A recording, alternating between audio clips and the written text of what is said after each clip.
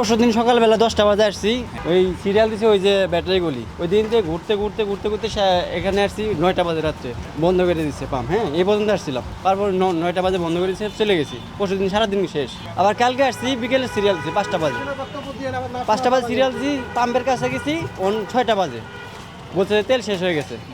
আমি বললাম যে 9টা বন্ধ খোলা থাকে, 6টা বাজে এখন তেল নাই, তেল না থাকলে কোথায় দেবো। চলে গেছি কালকে। আজকে আসছি সকালবেলা 5টা বাজে আসছি, 5টা বাজে সিরিয়াল দিয়েছে সচিবালয়ের সামনে। এইদিকে পরে জিজ্ঞেস করলাম যে আপনারা কয়টা বাজে আসছেন? এই সিরিয়ালে আসছে রাতে 3টা বাজে, 2টা বাজে, 12টা বাজে, রাত্রে 11টা বাজে আসছে। রাত্রে ছিল, আর আমি সকালে 5টায় আসছি। সকালে আসছি 5টায়, ওই সচিবালয়ের সামনে সিরিয়াল দিছি।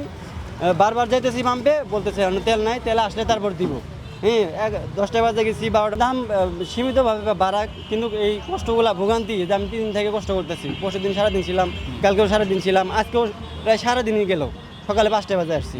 এখন পামো কিনা কাছে যা বলবো যে তেল নাই, তেলে শেষ, আবার কালকে আসা লাগবে।